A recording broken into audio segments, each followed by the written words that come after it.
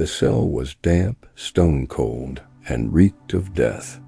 Lord Eddard Stark, once Warden of the North, and now a disgraced prisoner of the Iron Throne, sat slumped against the wall, wrists raw from shackles. The flickering torchlight outside barely reached his cell, but he could still make out the occasional rat that scurried by, unbothered by the presence of a dying man. He had lost count of how many days had passed since he'd been dragged here. The pain in his leg still flared with every shift in position, and his head throbbed from hunger, but those were nothing compared to the ache in his heart. His thoughts never left his daughters, Arya missing somewhere in this cursed city, and Sansa still a hostage in the hands of Queen Cersei.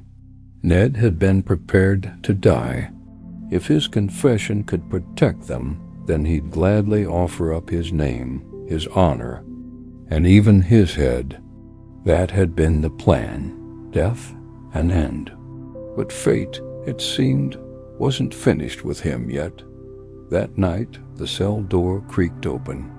Ned expected more torment, perhaps a visit from a Lannister guard eager to mock the traitor.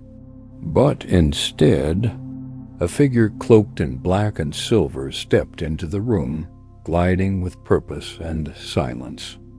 Lord Varys, the Spider, always whispering, always scheming. "You still have value, Lord Stark," Varys said softly, looking over his shoulder before closing the door.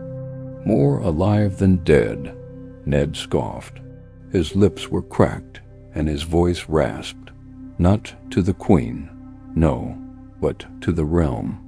Varys leaned in, his eyes sharp like daggers. "There's a ship in Blackwater Bay. It will leave at midnight. You will be on it, and why would you help me?" Ned's tone was bitter, but he knew he was in no position to refuse anything, because war is coming. The boy king is no true king, and the wolves of the North are already on the march. If you die, the North burns out of vengeance. But if you live, there is still a chance for control, for peace. Peace. That word meant nothing to Ned anymore. But the thought of seeing Winterfell again, of holding Bran, hearing Rickon's laughter, of riding beneath snow-laden trees, it dug into him like a hook. And Sansa, gods, he couldn't leave her behind. Not like this. I will not leave. My daughter, you have no choice. Arya is gone, vanished, and Sansa is a hostage. But if you return to Winterfell alive, you can bring the full weight of the North upon this rotten city. You can come back for them, but only if you survive. Tonight. Ned stared at him. His whole life had been built on truth and honor, but that path had led him here, broken and betrayed. Maybe just this once he needed to abandon the rules, for family. For the North. Hours later, under the cover of moonlight and cloaked in merchant rags, Ned Stark shuffled through the secret tunnels beneath the Red Keep. His limp slowed him, but Varys had sent men ahead, clearing the path. When they emerged at the docks, the ship was already rocking in the black waters, ready to sail. Ned looked back only once, at the looming castle where his name had been condemned, and then he boarded. The sea was cruel.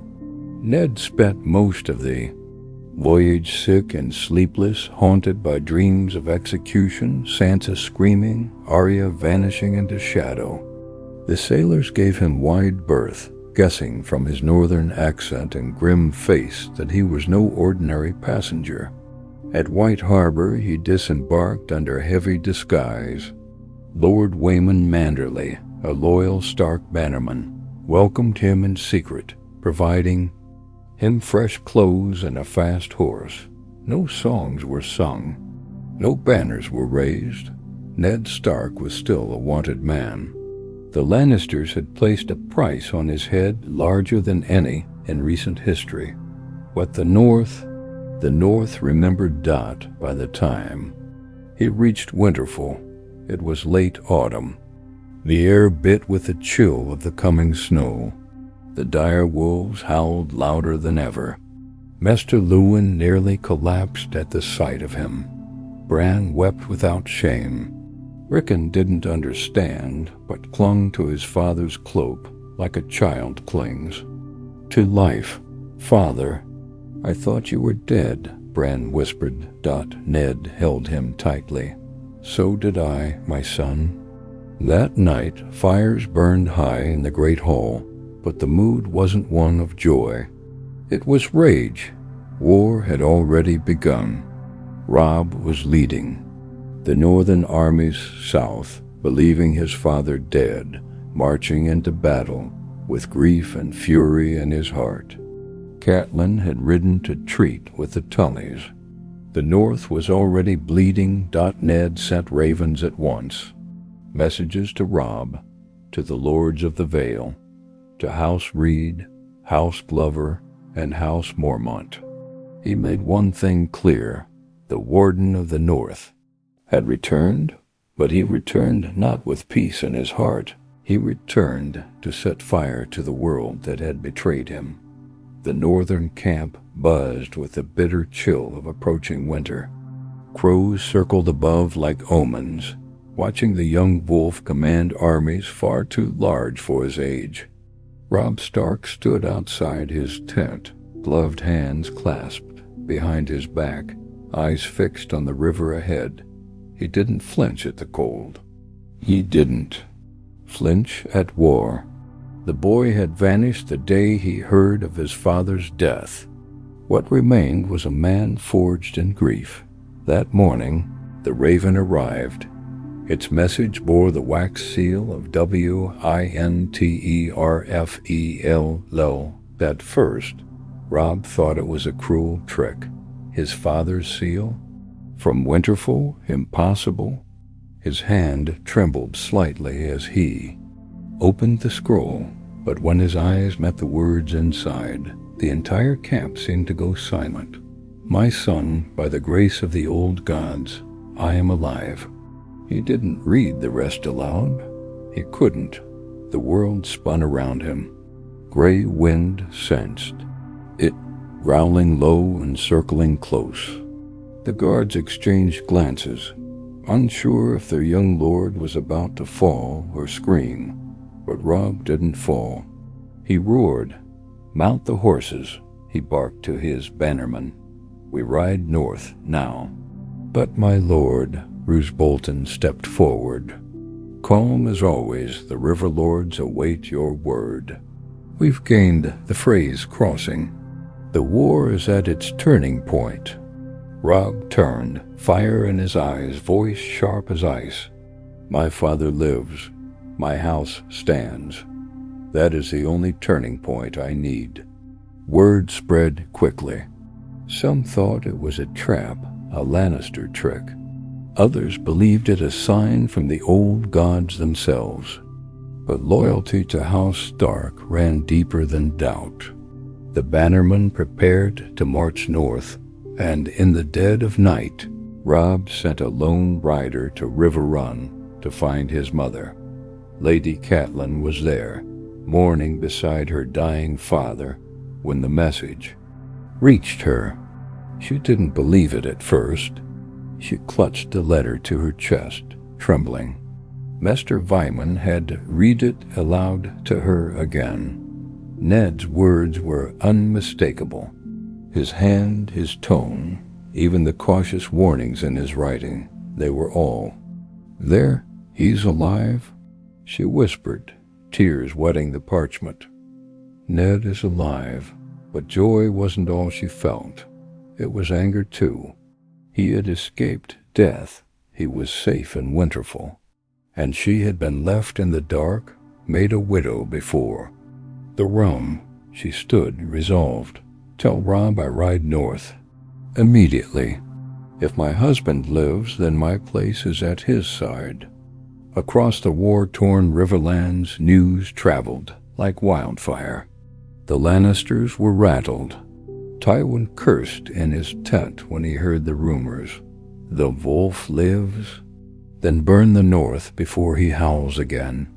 Meanwhile, back in Winterfell, Ned sat beneath the weirwood tree, its white bark weeping blood-red leaves onto the snow-flecked ground.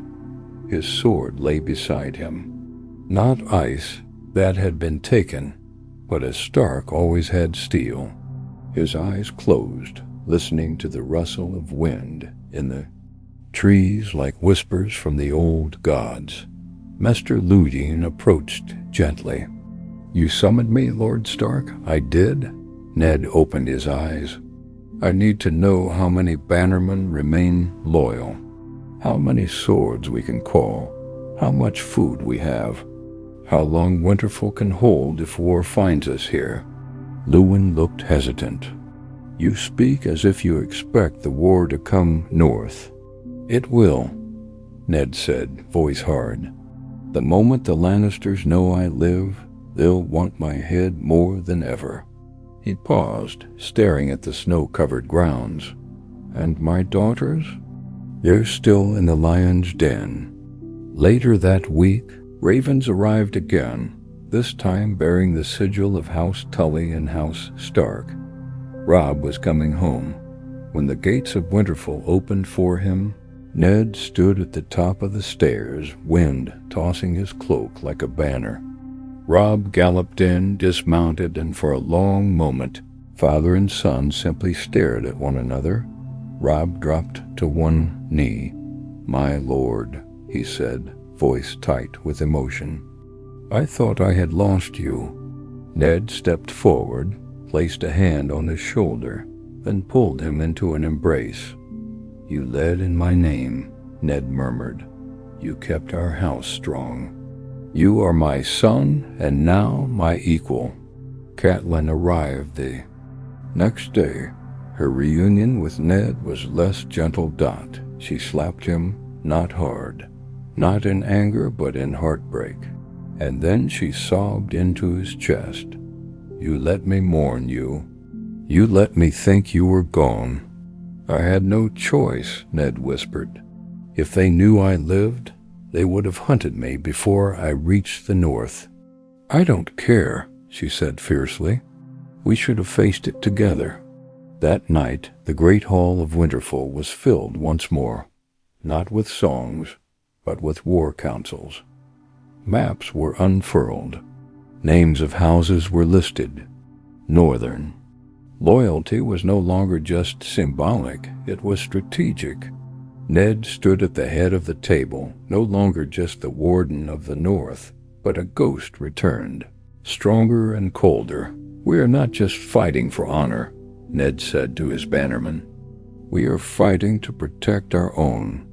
They betrayed me, imprisoned my daughters, lied to the realm, crowned a bastard boy king, and murdered those who spoke truth.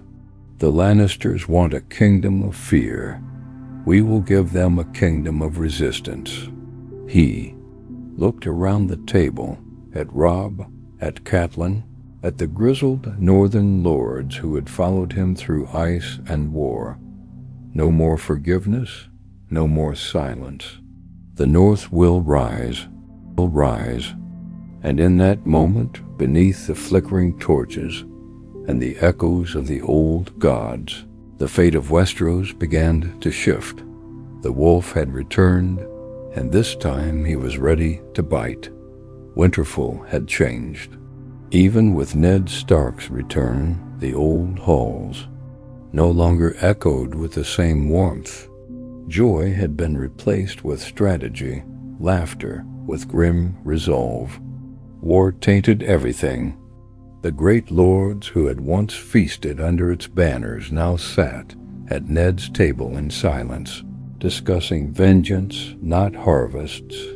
Ned, seated at the head of the table, felt every year weigh on his shoulders. but it was the fire in his son's eyes that reminded him of his own duty. Robb, no longer just a boy, had tasted command and pain. His grief had aged him, his blade had been blooded, and yet he deferred to his father not out of weakness, but respect. They spoke in low tones, arguing over routes, bannermen, the politics of war. It was Catelyn who pressed for a more desperate goal, retrieving Sansa. "She is still there?" she said sharply, her hands clenched. "She's a hostage and a pawn in Cersei's game. You both talk of justice, but I will not leave our daughter in a cage while we plan battles in the snow." Ned looked at her, and in his eyes was not defiance, but weariness. "Do you think I don't lie awake thinking of her?" he said quietly. "Do you think I don't remember her tears as I was dragged from the throne room? I would give anything to bring her home. But we don't even know where they keep her." And a direct assault on King's Landing, without the River Lords united. Behind us would be suicide. Catelyn didn't flinch. "Then we don't assault. We infiltrate." The room fell still. Lewin blinked. Robb frowned. "You want to sneak into the capital?" he asked. "With what army?" 5 shadows and a mule?" Catelyn stepped closer to the table and pointed at the river that snaked down past Harrenhal. "We've relied on brute strength too long. Ned, you're not a soldier anymore. You're a ghost. A dead man to the south. Use that." The idea took root slowly in Ned's mind. He hated subterfuge, despised deception, but it was true. To the world he was dead, and perhaps that gave him an advantage greater than any army. If Varys could sneak him out of the Red Keep, perhaps someone could be sent back in. Someone who could find Sansa, free her, smuggle her home. But who could they trust with something so delicate, so dangerous? He thought briefly of sending Catelyn herself, but the risk was too great. His gaze turned to the shadows in the hall, and then, as if remembering something distant, he muttered, "Arya?" No one had seen Arya since the day of Ned's arrest. It was assumed she had been killed, caught up in the chaos. But Ned had never felt her gone. Somewhere deep in his bones, the way only a father could know, he felt that she still breathed. What he didn't know was that at that very moment, hundreds of miles south, his youngest daughter was crossing a forest path under a false name, dressed as a boy and gripping a wooden sword with blistered hands. She had become no one and someone, all at once, surviving on stolen bread and instincts. She'd seen death, spoken lies, and slept beside killers. Arya Stark was learning, in the cruelest way, what it meant to be a wolf in a world ruled by lions. She didn't know her father was alive. She didn't know she was being hunted by gold-cloaked guards, nor that she was heading north just as her father was preparing to send someone south. All she knew was that she would not rest until she saw Winterfell again.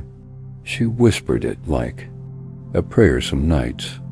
"Home, I just want to go home." Back in King's Landing, word had finally reached Cersei's ears. Ned Stark lived. Her scream shook the walls of Maegor's holdfast. "You incompetent fools!" She spat at the small council. "You let him slip through your fingers? You let the North believe they can spit in our faces and walk away?" Joffrey sat smugly on his makeshift throne, but even he looked nervous now. Tywin, still at war in the Riverlands, sent back one order: prepare for fire. Jaime remained captured. by Robb's forces, a humiliation that burned worse now that the man they'd tried to trade him for had cheated death. The Lannisters increased their bounty on Ned tenfold. Spies were dispatched toward the north, and Sansa, sweet, broken Sansa, was summoned to the Queen's chamber more often, questioned, twisted, pressured into giving up secrets she didn't even know. She had stopped crying months ago. Now she simply endured Dot in Winterfell. Ned stared at the flames in the hearth that night, deep in thought. "We'll need someone the Lannisters don't recognize," he told Robb. "Someone quick, sharp, someone who doesn't bear a Stark face or name. We send them south, alone, through the Neck, through the King's Road, and into the capital.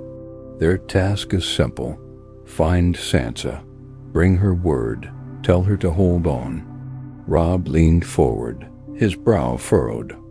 "You think she'll make it out?" Ned looked at his son and nodded slowly. "She has your mother's fire, and my stubbornness. She'll make it." Plans were drawn, messages encrypted, gold exchanged for silence. Gendry, as Smith's apprentice with a mysterious parentage, was spotted by northern agents. He had once worked in the Red Keep. Perhaps he knew its shadows. Perhaps he could be bought. Or perhaps he was something else entirely. The North would need more than blades now. It needed ghosts, whispers, hidden teeth. The game was no longer one of open banners and honest war. It was about patience, silence, vengeance that waited in the dark until the lion was sleeping. Ned hated every second of it. But he had learned his lesson. Honor without strategy was suicide. And this time he would not die. This time the North would not lose a single child more. The snow had thickened beyond the wall. The sky hung low, swollen with gray, and the trees groaned beneath white burdens. In the distance, the howling of wind and wolves blurred together into one endless dirge. Castle Black stood stubbornly against it, a lonely black scar across the white landscape. On its towers, brothers of the Night's Watch huddled for warmth, eyes forever cast northward. And within its walls, Jon Snow stood silent, his hands wrapped around the cold hilt of Lone Claw, heart tangled in the quiet rage of betrayal, duty, and longing. He had not been the same since word of Lord Stark's execution had reached the wall. The Lord Commander had kept it from him at first, but ravens fly fast, and rumors fly faster. Jon had screamed, broken things, nearly deserted. Ghost, sensing his pain, had stayed by his side day and night. But the fire that burned in Jon had never truly died. It simply simmered beneath duty and frost, and now that fire threatened to blaze again. It came in the form of a black raven, talons clacking against stone, wings soaked in sleet. The bird arrived in the early hours before dawn, bearing a scroll marked not with the sigil of the crown nor the watch, but with the direwolf. Of Winterfell. The seal was unmistakable, but it couldn't be. Jon had stared at it for a long time before breaking it. His breath caught as he read. It was short, barely 2 lines, but the words were like steel through ice. "I live, the North remembers." And he read it a second time, then a third. His hands trembled. For a moment he thought it might be a cruel joke, some twisted Lannister trick, but deep down he knew. His father, no, his uncle, but still his father in all ways that mattered, had not died. He had escaped. Somehow, impossibly, the wolf had survived the lion's teeth. The next day, Jon climbed the wall alone, Ghost at his side, and stood facing the endless expanse of white. The wind tried to push him back, but he didn't move. He just stared out into the frozen abyss, thinking of Winterfell, of his brothers, of Robb, who had marched to war believing he was the head of the house, of Arya, missing, of Sansa, trapped in the den of vipers, and of Ned, alive, waiting, planning he wanted to ride south that instant. But vows clung to him like chains. The night's watch, the black cloak, the oath spoken before the old gods. He was sworn to defend the realm, could take no part in the wars of kings. But how could he stay here atop this frozen graveyard while his family bled? Jeor Mormont, the old bear, summoned him that night. Jon entered his chambers expecting questions, maybe even punishment. But the Lord Commander simply poured him a drink and handed him the scroll. "So," Mormont said, voice like gravel. "Your father's a ghost." Jon nodded, his throat dry. "Seems he fooled death. Good, we need more men like him." Mormont leaned back. "I've lost men to wildlings, to cold, to shadows in the forest. I've seen things beyond that wall that don't care for thrones or names. But one thing I've learned, Snow, when the North wakes up, the rest of the world trembles. And your family, they're awake now." Jon didn't speak. Mormont sipped his drink. "You want to ride south? I do, but you won't." Jon's eyes lifted. "Because your father didn't raise you to break your word. And because you know what's coming. Not just from the south, but from the far north. You've seen the signs." Jon nodded again. He had seen them. White shadows moving beyond the trees. Wildlings whispering of dead things that walked. He remembered the cold in his bones that no fire could burn away. He couldn't leave. Not now.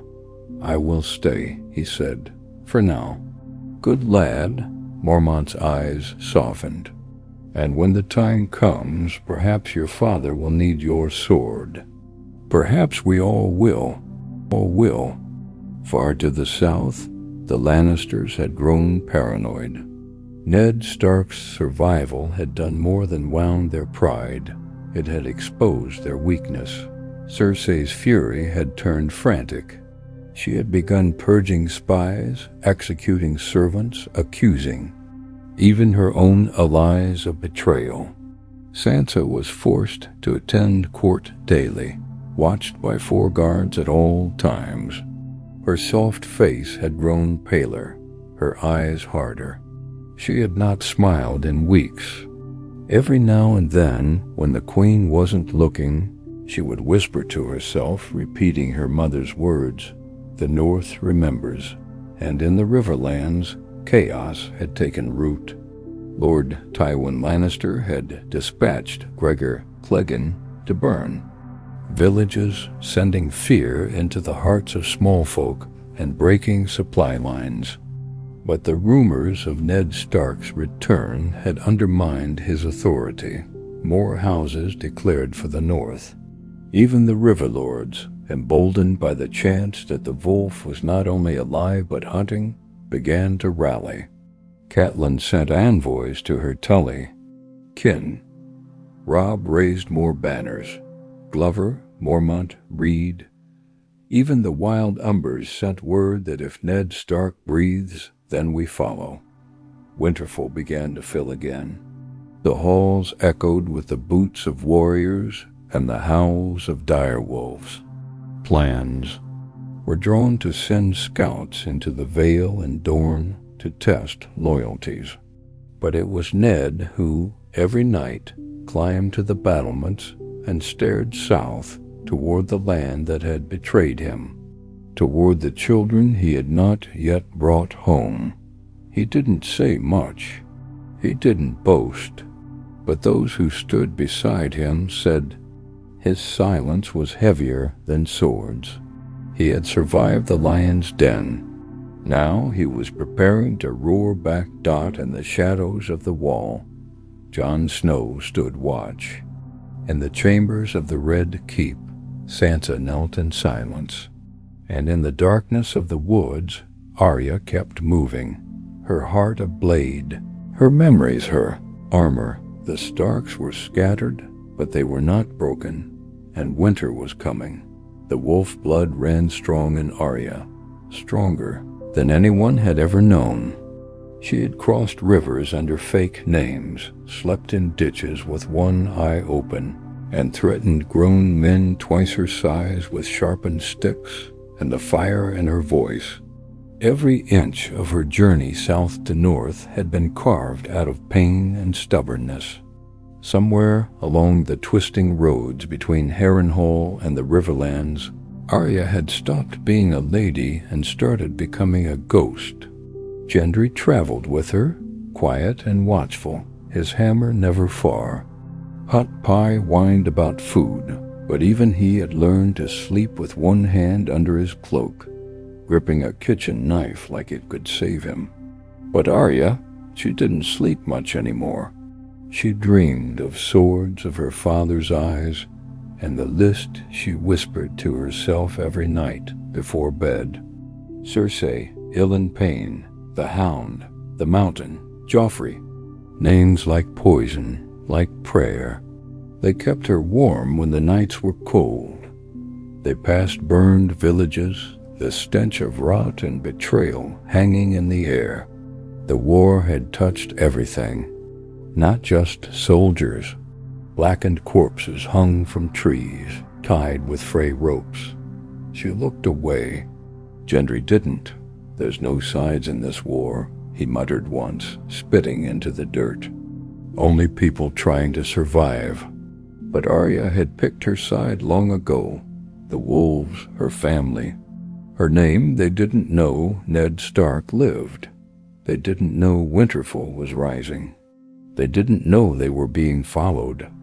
2 riders had spotted Arya near salt pans, gold cloaks with fat purses and foul breath. Rumors of a dark-haired girl with a sharp tongue and a quicker hand had reached the Lannisters. The bounty was generous. Dead or alive, the girl who vanished the day Lord Stark was arrested was to be found. So they followed, slow and steady, until the moment came. It came in the ruins of a half-burned inn just off the Trident. Arya was collecting firewood when they ambushed her. Gendry shouted a warning, and Hot Pie screamed something about wolves. But the gold cloaks were quick. One grabbed Arya by the arm, wrenching her wrist back, trying to pin her. She bit him. He cursed. She kicked and thrashed like an animal. "You little northern bitch," the other spat, drawing his dagger. "You'll fetch a good price." But Arya was faster. She dropped to the ground and rolled, grabbing a broken bottle from the mud and slashing it across the man's leg. He howled and she darted behind the ruins. The other chased her, laughing. "Run, then. Run like the little rat you are." She didn't run far. She turned the corner, pressed her back to the wall, and waited. As he came into view, she struck, bottle to throat. He gurgled and dropped. Gendry tackled the other from behind with his hammer, smashing the man's knee before knocking him unconscious. When it was over, Arya stood covered in mud. Blood streaked across her cheek, breathing hard. Her hands trembled, but not from fear. She stared down at the dying man, then looked at Gendry. "We can't keep running like this." He nodded grimly. "We won't." At the same time, far away in Winterfell, Ned Stark stood in the Godswood, snow dusting his shoulders, the weirwoods, red leaves fluttering like silent witnesses. A raven perched on his arm, freshly arrived from one of his scouts. It carried troubling news. Lannister patrols had been seen in the Riverlands, searching, seizing, killing. The Queen was hunting someone. Arya? A witness? Perhaps both. Ned crushed the scroll in his fist. He had waited long enough that Robb entered the Godswood moments later, his face flushed from training. "More Lannister raids?" he said, as if already knowing. Ned nodded. "We've delayed our move long enough. The Vale must be approached, and the Freys will need their bridges. They want marriage," Robb muttered bitterly. The old man's terms are as ridiculous as he is." Ned turned to him. "Then marry." Robb blinked. "What? If a wedding will win us the Riverlands and a path to King's Landing, then do it. And if not you, then we find another." Catelyn was not pleased when she heard of it. "You would have your son marry a Frey girl just to buy a bridge?" She snapped. "I would sell my name to free our daughters," Ned replied quietly. "Honor didn't save me in King's Landing. Strategy might." In the dungeons below Winterfell, a man had been kept in chains for weeks. One of the Lannister spies caught crossing the neck. Ned visited him alone. The man grinned when he saw him. "So the dead lord lives," he hissed. "The Queen will pay 1,000 gold pieces for your head." "I'm worth more than that," Ned said coldly. "Tell her that when you see her in hell." Then he slit the man's throat himself. Quietly, cleanly. The old Ned might have hesitated. But that man had died in the dungeons of King's Landing. Now, he was something else. In the south, Varys whispered rumors of the North's resurgence. In the east, Daenerys Targaryen stared into fire, dreaming of wolves in snow. And in the west, Tywin Lannister prepared for war not just against rebels, but against ghosts. The pieces moved. The war twisted. But beneath it all, the wolves gathered. And in the Riverlands, Arya Stark knelt beside a fire, sharpening a blade she had taken from a dead man, her eyes cold, her face set. "I'm going home," she whispered to herself, and nothing, not lions, not fire, not kings, would stop her. Sansa had forgotten what joy tasted like.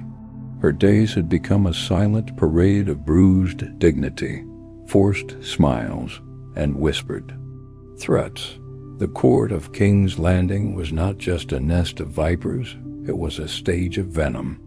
Every step she took was watched, every word weighed, every sigh catalogued. Joffrey no longer beat her in public. He had learned that too many eyes, even noble ones, disapproved, but his cruelty had simply changed form.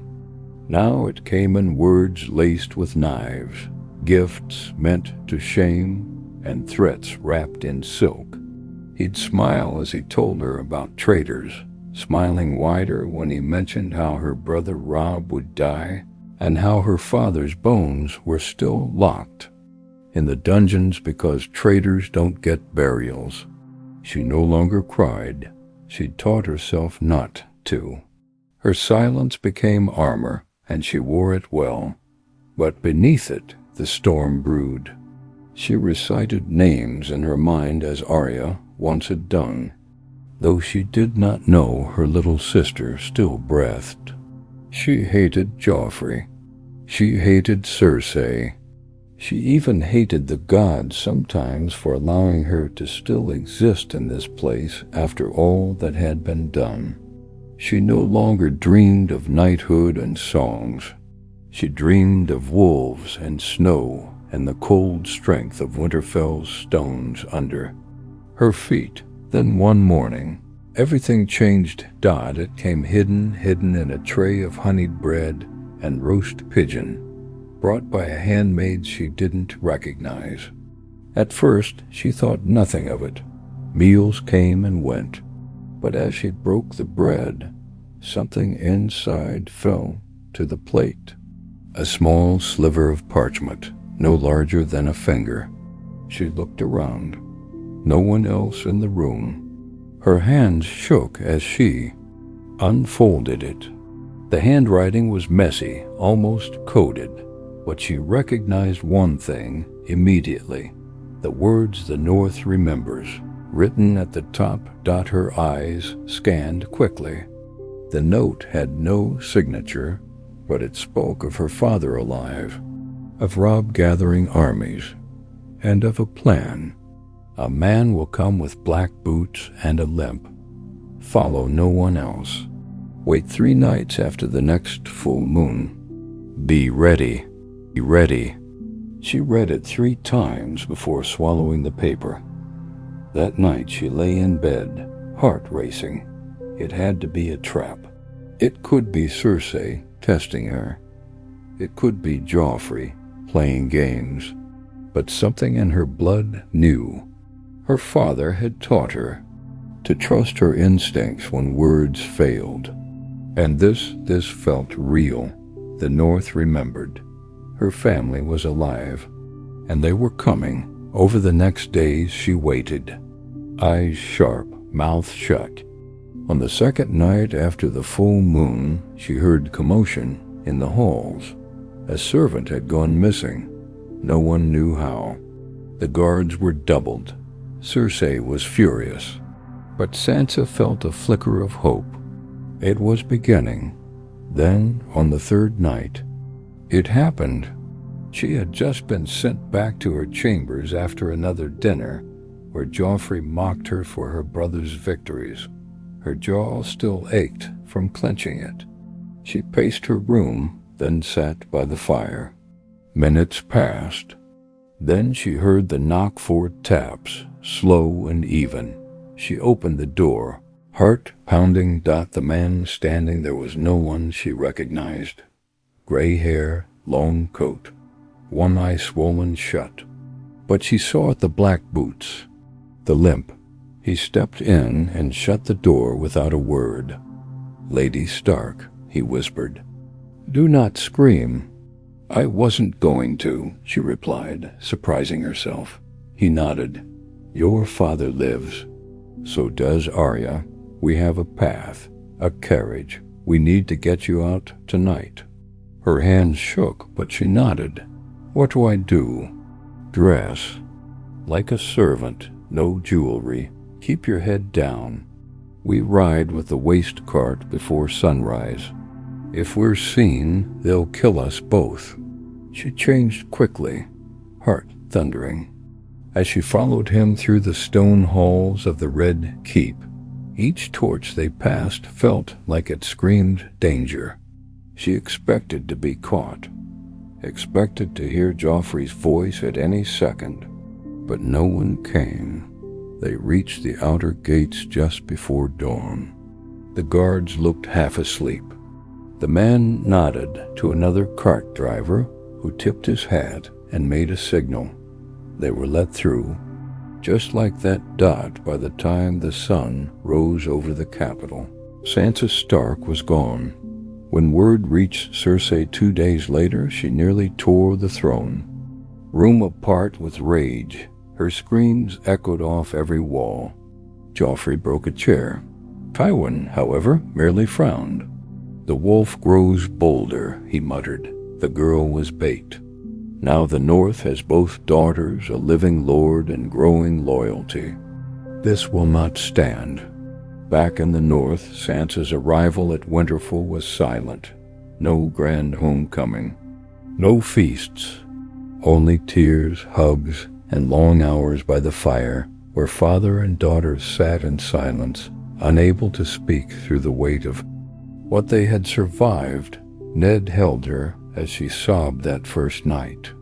She cried harder than she ever had. It all came out, the lies, the loneliness, the pain of pretending to love a boy she hated more than anything in the world. "I wanted to die some nights," she whispered. "I thought it would be easier." Ned's arms tightened. "No more pretending," he said softly. "You're home." But home had changed. War was coming. The South would not forget this insult. Cersei would come, and so would others. But for now, for one brief, stolen moment, the wolf pack was beginning to gather again not far beyond the wall. Jon Snow watched the horizon as snowflakes kissed his face. He didn't know his sister had escaped, but he felt something shift in the wind. Ghost lifted his head, ears perked. Jon whispered, "Soon." And in the Riverlands, Arya slit the throat of a man who tried to rob her, wiped the blade on his cloak, and kept walking north. The Starks were still scattered, but they were no longer prey. They were hunting now. Winterfell had grown louder, not with music or laughter, but with the sound of preparation. Blacksmiths hammered iron into swords and breastplates. Messengers galloped in and out through the gates. Mesters scribbled maps, sealed letters, and fed ravens with trembling fingers. The once quiet halls of the north had become the heart of rebellion. At the center of it all was Ned Stark, colder than the wind that howled through the battlements. He rarely spoke more than a few words unless necessary. His eyes were always calculating, focused beyond the walls, seeing things that others couldn't. He had lived through a trap that should have killed him. He would not be foolish again, but not everything in his life was war and vengeance. That morning he stood in the Godswood with Jon Snow's letter in his hand. It had arrived at dawn, carried by a black-feathered raven from Castle Black, short and formal, but every word weighed heavy. Jon knew. Somehow the boy had guessed. Maybe it was blood, maybe instinct. But Jon had asked the question that Ned had avoided his entire life. Was my mother truly a maid from the South? And below that, another line, written smaller, almost like an afterthought. Was she your sister? Ned's hand trembled slightly as he read it again. He hadn't told anyone, not even Catelyn. Not when they married, not when Jon was born, not after Robert's rebellion. It was the secret that had defined his life, the promise that had haunted his honor. And now, as the realm edged toward chaos, Ned Stark knew the time had come to stop. Hiding it, that evening, after supper, he called Catelyn to their chamber. She came quietly, her face unreadable. Things had been tense between them since his return. Love remained, but there were cracks in the stone, now too many years of secrets and scars between them. She sat by the fire and waited for him to speak. "There is something I must tell you," he began. Her eyes flicked toward him. "If this is about Jon Snow, it is." She stiffened. "Ned, after all these years, if you expect me to, he is not my son." That silenced her. Her lips parted, but no words came. "He is Lyanna's," Ned continued, voice low. "And Rhaegar's." The fire popped. Catelyn looked as though the breath had been knocked from her. "Rhaegar Targaryen?" She whispered. Ned nodded. "She died in the Tower of Joy," he said.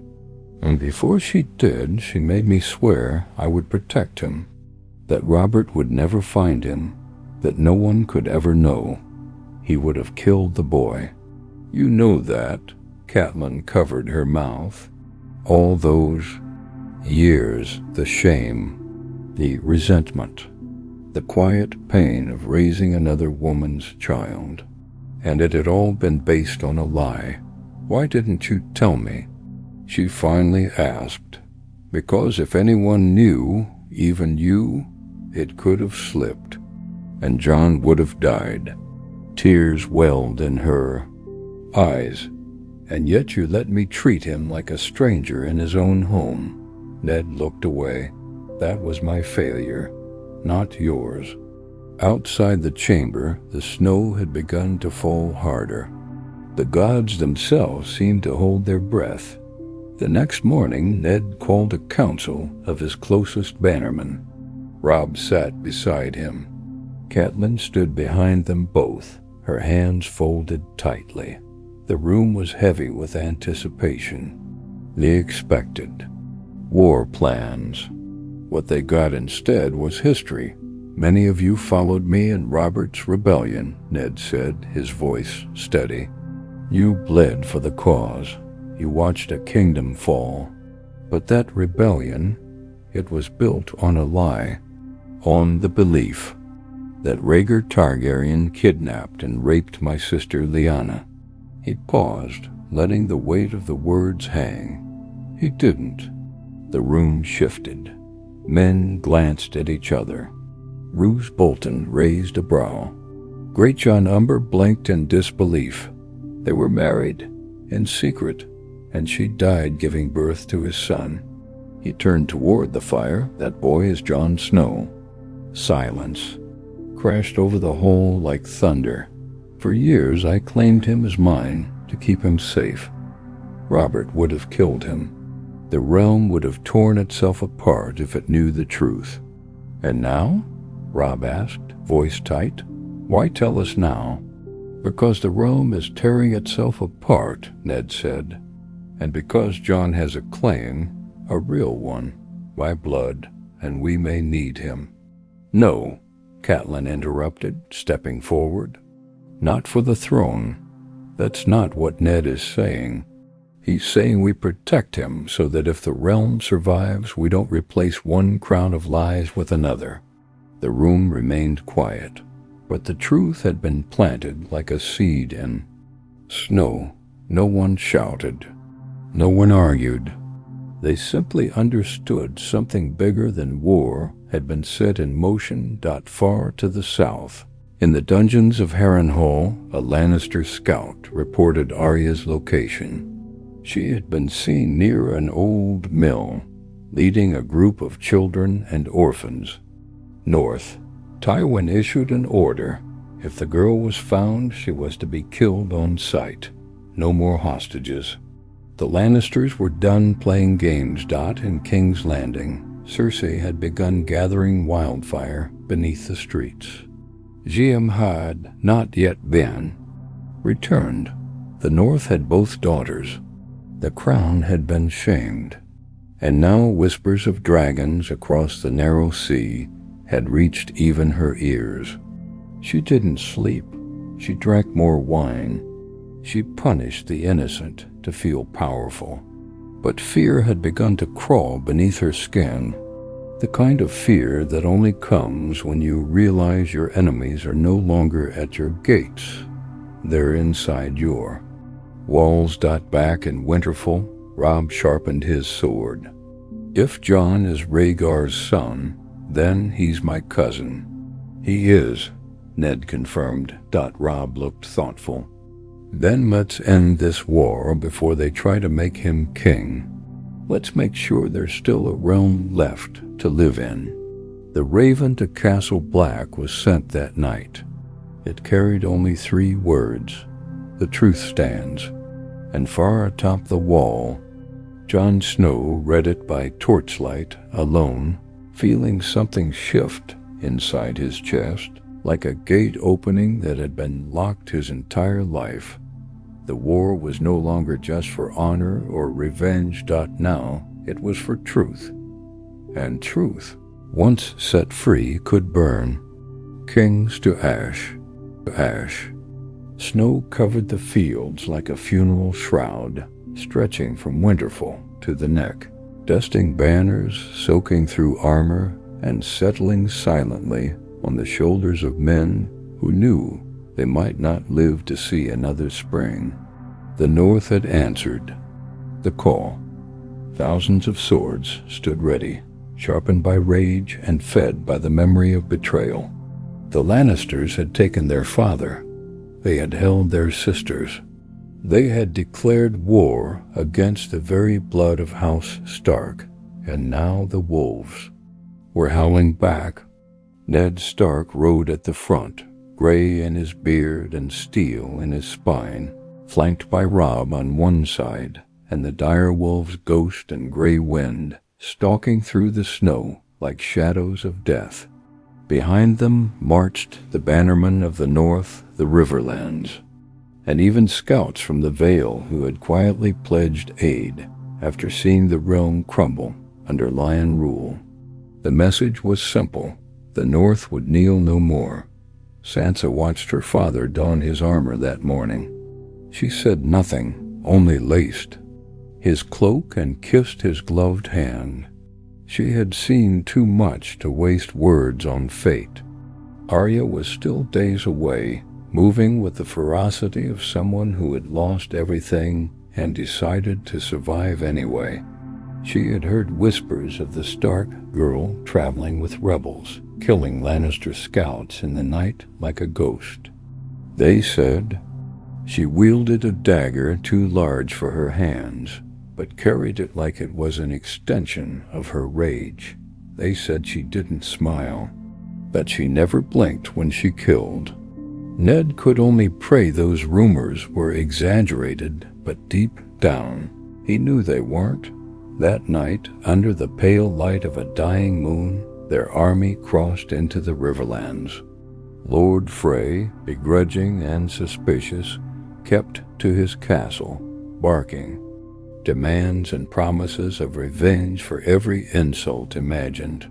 Robb ignored him. The real war lay farther south. Tywin Lannister had taken Harrenhal and spread fire through the countryside like rot in an orchard. But the Gold Lion's pride was wounded. He had expected a dead wolf and a broken north.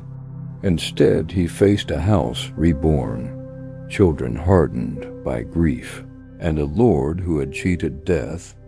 The two forces clashed near the Blackwater Rush. The battle raged for hours. Arrows fell like rain. Men drowned in blood and mud. Grey wind tore through. Lines with primal fury, while Ghost circled like a white death, leaping silently, tearing throats in the snow. Robb led a charge that broke Sir Kevan Lannister's flank. Ned, though older and slower, fought with the patience of ice measured and merciless. It was not songs and shining armor. It was chaos and screams, the snapping of bones beneath hooves, and the stench of steel cutting flesh. At one point, Ned found himself alone, surrounded by 3 Lannister bannermen. His sword swung slow but true. When it was over, only he remained standing dot by dawn. The field was theirs. Tywin had retreated, but the cost was heavy. Half their numbers were dead or dying. Robb took a spear to the side, but lived. Maester Luwin worked until his hands bled, tending to wounds by torchlight. Catelyn held her son's hand, whispering stories from his boyhood while he drifted in and out of sleep. Ned stood watch over the battlefield, face grim, eyes haunted. He had won a victory, but it felt more like survival than triumph. And yet, amidst the smoke and corpses, a lone rider approached the camp. She wore no armor, only leathers soaked with travel and blood. Her face was thinner, her eyes darker, but Ned recognized her instantly. Arya. He moved before his legs knew what they were doing. She dismounted without a word and walked straight into his arms. For the first time in what felt like years, Ned Stark wept. They didn't speak much that day. Arya slept beside her sister in silence, her head resting against Sansa's shoulder, neither needing words. That night, the surviving Starks sat together in a tent around a small fire. Ned, Robb, Sansa, and Arya. a family reshaped by war, but not destroyed. And far to the north, Jon Snow stood atop the wall, reading the latest Raven with shaking hands. Robb lived, Arya had returned, Sansa was safe, and Ned had called him his blood. "I am not your father," the letter had read, "but I am your kin. You are the son of Rhaegar Targaryen and Lyanna Stark. Your name is Aegon." Jon folded the parchment slowly.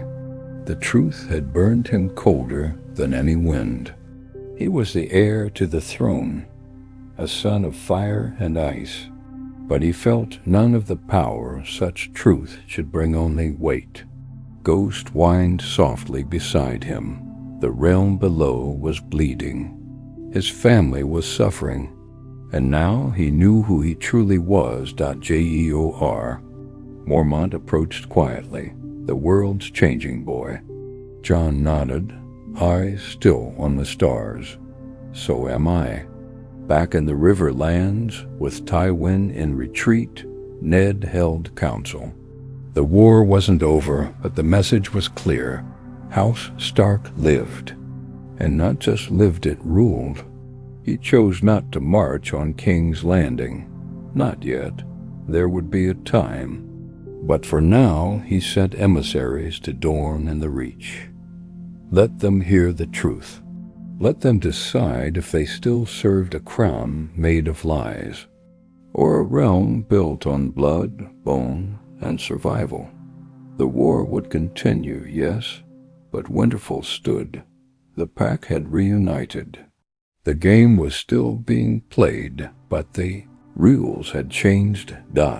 And as the snows deepened and the wind carried the sound of howling wolves across the land, one truth echoed louder than all others. The North remembers,